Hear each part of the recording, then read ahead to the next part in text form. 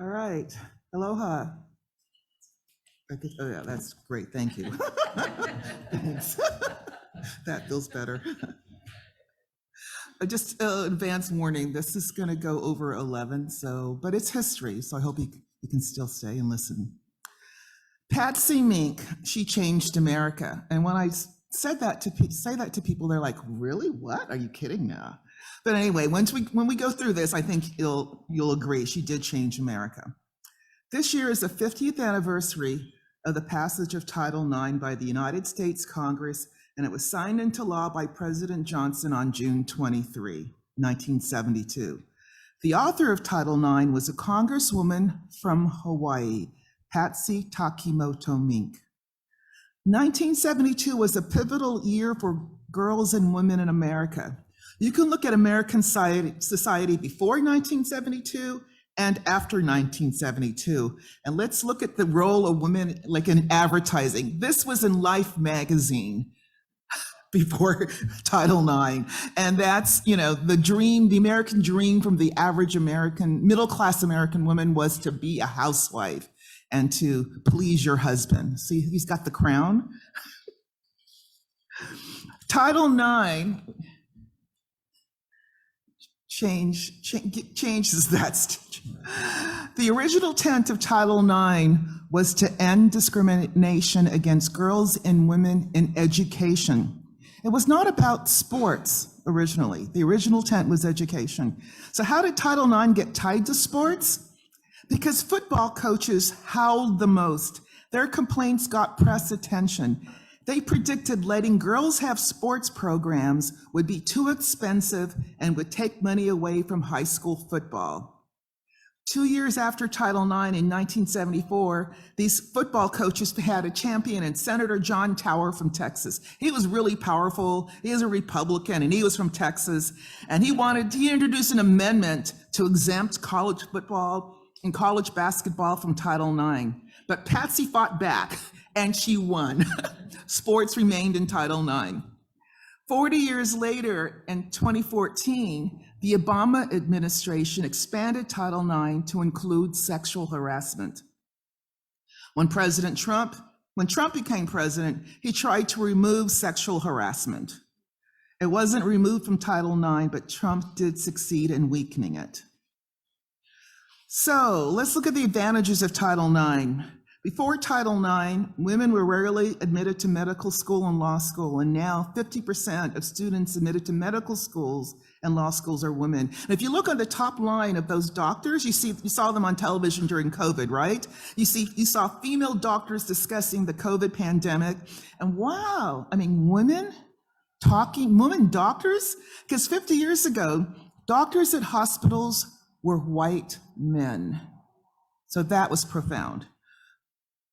If you look at the next photo, I love this picture. Recently, 19 African-American women were elected judges in Houston, Texas. And there was a caption to that called Black Girl Power. And let's go to sports. America's Title IX also inspired other countries. 6 months after we passed Title IX in the United States, the United Kingdom, and other European countries also had their version. So if you look at the Olympics, the first Olympic Games excluded females. But last year's Tokyo Olympics had 49% women athletes. Some women from Muslim countries participated for the first time. So basically, Title IX had a ripple effect around the world. And that came from Patsy Mink here in Hawaii. So who created Title IX? Was it Betty Friedan, Gloria Steinem, or other high-profile feminist leaders? No, none of them. The author of Title IX was Congresswoman Patsy Mink from Waipahu, Hawaii. She was a very powerful member of Congress. So let me share some of Patsy Mink's personal story with you. I first noticed Patsy Mink when she was on TV, and I was in 6th grade at Waipahu Elementary. She was my congresswoman. When I was 15 and at Radford High School, I was selected to represent the state of Hawaii at a National Girl Scout conference in Washington, D.C. I was in D.C. the same time Title IX was signed into law. As Hawaii's Girl Scout, I got to meet our congressional delegation, and I loved Washington and wanted to come back for college, and I did 2 years later. While a freshman at George Washington University, I needed a job, and I applied to all the Hawaii congressional delegation, and Senator Inouye hired me right away. After working for Senator Inouye for a few months, I received a letter from Congresswoman Patsy Mink awarding me a paid fellowship for the summer. But since I was a staffer for Senator Inouye, I had to decline the fellowship with Patsy Mink.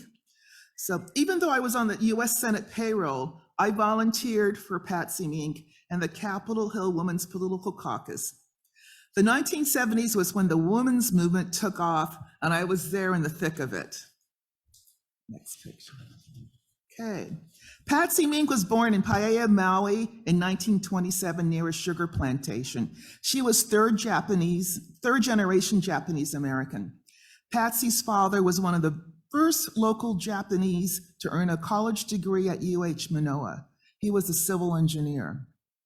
After a few years at their local school, Patsy and her older brother Eugene transferred to an English standard school, which was mostly for white students.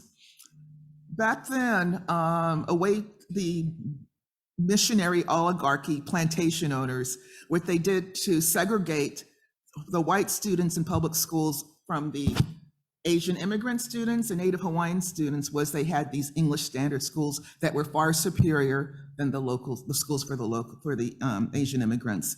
So Patsy noticed the difference between the Howley School compared to the segregated school for Asian immigrants and Native Americans. And she kept that in her mind, so when she had some political power, she tried to change that imbalance. Patsy graduated from Maui High School in 1944. She was the valedictorian and the first girl elected student body president. She attended college in Pennsylvania and Nebraska, returning to Hawaii and graduating from UH Manoa in 1948. She was president of the Pre-Medical Society and had dreams of becoming a doctor. She was rejected from dozens of medical schools because they did not accept women. She pivoted and decided to try law. Patsy was accepted to the University of Chicago Law School, where she met her husband, John Mink, a veteran and geology students. They married after graduation in 1951 and had one daughter, Gwendolyn, born in 1952. None of the Chicago law firms would hire a woman, so the young family moved to Hawaii and settled in Waipahu, then a plantation town. Hawaii was no better. None of the Honolulu law firms would hire a woman. So Patsy decided to work at the legislature in 1955. In 1956, she ran for her first elected office, and this is her first campaign brochure. If you notice her accomplishments, she says, there's a line, housewife and mother, because you had to say that in those days, housewife and mother. And that was her first campaign in 1956. I recently interviewed for my podcast, Claire Shimabukuro. Her mother was Patsy's campaign manager. And I learned from Claire all the backstories, that orange was Patsy's favorite color and used in her campaign. Claire said that when her mother went to the closet and pulled out orange shirt, she knew it was re-election time again. Fundraising. Claire remembers going with her mother carrying a tin can with a slit to collect coins. And Claire also remembers her mom and Patsy were harassed by men who yelled at them to get out of the race. Politics was for men, not women. Claire took a peek one day into the living room because she heard some noise and she saw her mother and Patsy sitting on the couch crying. They had been bullied while trying to campaign. That's how hard it was. That's how mean they were. That's how vicious it was. Again, men against the few women that were trying to run for office. Well, she was not the few, she was the only woman running for office. And, it was really bullying and harassment. But Claire said that her mom said that the reason why they continued, although it was really just awful to be called names and harass and bully, they realized that what Patsy wanted to do was to change society. And so she had to walk through that. She had to go through that suffering and put up with it in order to do what she wanted to do. So anyway, their strategy was that the mothers ran a grassroots campaign going door to door speaking with stay-at-home mothers. So despite the odds, Patsy won because she got the housewife stay-at-home vote to back her, and that's how she did it. And she was a shock. Wow, Patsy won. They couldn't believe it. All the guys were like, all the men were just beyond themselves. So as a member of the Territorial House of Representatives, Patsy introduced a resolution to stop the United States nuclear bomb testing in the Pacific. She was teased for her, trying to complain about Americans bombing, using nuclear testing in the Pacific. So she was teased and called soft on communism, and they called her the Pink Mink. So the next picture you'll see, she ran for the Territorial Senate in 1958, and she won again. And if you look at this photograph, you'll see that in the Territorial Senate, on the front row, 1, 2, 3, 4, 1, 2, 3, 4, 5, there's Patsy. She's the only woman in the Territorial Senate. And back then, that's when the legislature met in Iolani Palace. While Patsy was chair of the Senate Education Committee, she poured money into public education. She remembered her own childhood, the racial segregation and inequality of facilities at public schools. So when she had the power, she put money where it needed to go. Whenever she met with school principals, she always asked them, how many pianos do you have? Because if they didn't have enough pianos, she made sure they had the money to get more. More funds per capita were spent on public education in Hawaii during her 1958-59 term than any time since that session under her leadership 63 years ago. So let me repeat that again. There was more money that Patsy Mink directed to public education when she was chair of the Senate Territorial Committee in 1958 per capita than has been spent in the last 63 years, including today. Says something, right? After statehood in 1959, Patsy ran for Congress and lost to Dan Inouye. In 1960, she was no longer an elected official, but she was involved with Young Democrats. In fact, she founded the Young Democrats chapter here in Hawaii. And I just wanted to show at this next slide, this is an example of Patsy Mink's leadership and character. At the Democratic Convention in 1960 in Los Angeles, John Kennedy was seeking the presidential nomination. Patsy, because she was vice chair of Young Democrats of America, was on the platform committee, and she was on the floor, which is really an important position. But she was a nobody because she was from Hawaii and no one really paid attention to her. But Senator Sam Ervin, who's pictured there, very powerful, from North Carolina, he wanted to have the civil rights language in the Democratic platform removed. Patsy, thinking on her feet, was really quickly grabbed an envelope. See that envelope? That's a picture. That's in the Library of Congress. She grabbed an empty envelope and scribbled her remarks. She wanted to go to the floor and fight against removing civil rights because she just thought that was like Now, Kennedy didn't say anything. Johnson didn't say anything. Humphrey didn't say anything. All the powerful Democratic celebrity men in the Democratic Party who were liberal and they didn't have the guts to go after and confront Sam Ervin, because he was powerful. She, 31 years old, went up there and she gave a speech.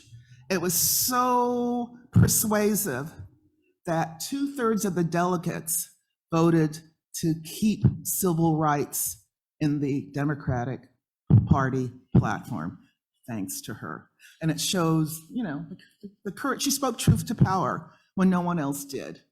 And she was a nobody from Hawaii, and she did it. Now, 4 years later, when she was elected to the United States Congress, people that were at the convention, all those congressmen, they remembered her because that speech that she gave was on national television too. So when she arrived in Congress, even though she was from the little state of Hawaii, they respected her for her courage and her guts, that she had integrity when she walked in. Anyway, so if you look at this picture, Patsy Mink was the first woman of color elected to the U.S. Congress in 1964. 4 years later, Shirley Chisholm was the first African-American woman elected to Congress. But if you look at this picture, most people don't realize that most of the women sitting there were widows, and they inherited their congressional seats. So Patsy, not only was she the first woman of color elected to Congress, but she was also one of the first women who ran on their own, based on their own rightful accomplishments, when most of the other women that were congresswomen, members of Congress, it was because their husbands, they're the widows of the husbands that were congressmen. So after Patsy, there were other women who ran on their own, like Shirley Chisholm, Bella Abzug, and but she was one of the first to do that. President Johnson was a teacher in rural Texas before he, and I think that's the picture of them in the Air Force One. Yes, President Johnson was a teacher in rural Texas before he entered politics. So Patsy Mink found an ally in President Johnson, and together they passed his Head Start program in 1965. Patsy Mink established a federal grant for special education in 1966. This program is now called Special Needs, and the federal funding, that was Patsy's idea. She put federal funds into a new program for bilingual education for immigrant children in 1968 under Title VII. And this was basically for Hispanic students who didn't speak English, and they were new immigrants, and also all the other Chinese students. I mean, that was going on in the continent. And so this program is now called English as a Second Language, ESL, but that idea came from Patsy Mink. In 1974, she passed the Women's Education Equity Act, and it was funding to remove gender stereotypes from textbooks. And this picture is interesting. Okay, people don't realize Patsy Mink did this, but she spent 4 years, from 1967 to 1971, researching and planning a national daycare system tied to existing public schools throughout America. National daycare program. She put a lot of hard work, a lot of planning. Her bill passed the House and the Senate. President Nixon told Patsy he was going to approve her daycare bill. But then at the last minute, a young White House staffer named Patrick Buchanan talked him out of it. He persuaded Nixon to veto the bill because daycare was socialism and mothers didn't need to work. Patsy was devastated. She said the veto was the biggest disappointment in her career. Can you imagine how better our society would be today if daycare had passed 51 years ago? Free, quality, national, universal daycare tied to public schools throughout America. Well, President Biden had a national daycare program in his Build Back Better bill that was defeated a few months ago. Working mothers need quality daycare, and what Patsy Mink did and all her research and what her plans should be revitalized and looked at again by the people trying to do it again. But anyway, Patsy, if you look at this picture, this is interesting. If you see at the White House, on the far left, you see Governor John Burns, and see a scowl. He spent years wanting to destroy Patsy Mink. Burns was a former cop. He demanded loyalty. He created a political machine in Hawaii. Patsy was too liberal and too independent and was not going to be controlled by the Burns machine. Burns turned to sabotage. He endorsed all her opponents, so Patsy had to fly back to Hawaii for the weekend every 2 weeks to connect with her supporters because she was always worried about what Burns was going to do. She had the stress of constant travel that no one else had to endure in the Hawaii delegation. Constant long distance travel does take a physical toll. Remember in those days to come back, fly every other weekend. Oh my gosh. I mean, nowadays, even with the super fancy jets we have, our congressional delegation, they come back, once every 6-8 weeks, once every couple of months. They're not here every other weekend, but she had to do it because of the sabotage Burns machine. So she didn't have the luxury of being able to stay in Congress over the weekends and network or build coalitions, but she did pretty well because she was a respected member of Congress, despite the burden of having to deal with the sabotage going on back home. And back home was not just, a couple hours away. She had to fly across the country to do that. So it's amazing to see what she was able to accomplish while dealing with this back home.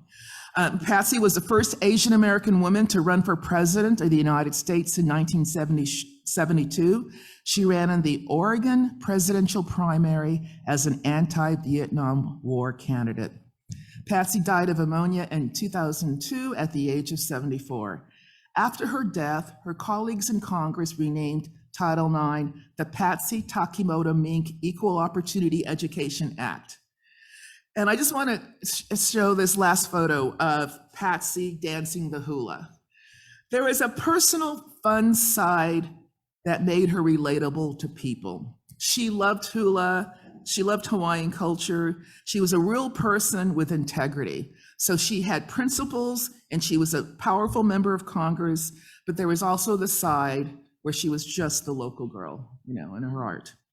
So I'm going to turn it over to my daughter, Emi Loa, because the next generation always has the closing remarks. Aloha kakahiaka kako. I'm recording this on a frigid Sunday morning here in New York City, where I'm currently studying.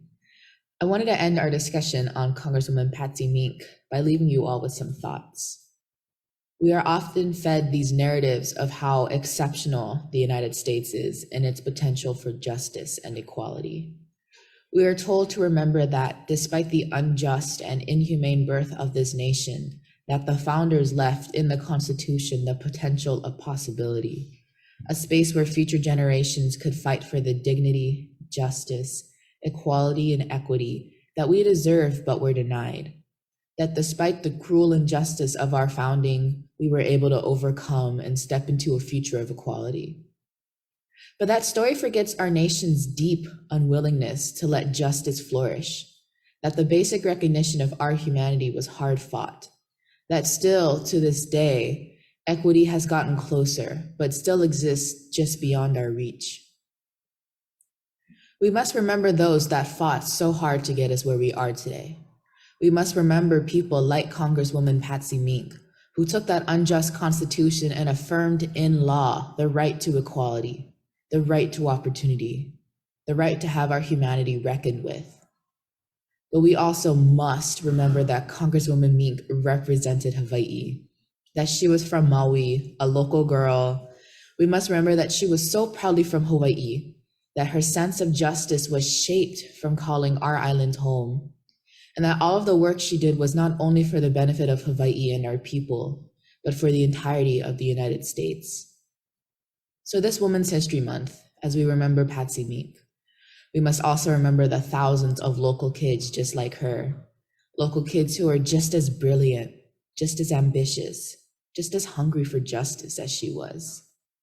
Because we may be from these small, isolated islands, the 50th and often forgotten state, at the periphery of the US empire, a stolen kingdom, but we are still steadfast and strong, proud and committed to one another. So support us, local kids. Be proud of us. Cheer us on as we chase after ambitions we're often told are too great for kids from such small islands. Because there's still work to be done, justice to be grasped in our hands. Congresswoman Patsy Mink helped establish our foundation.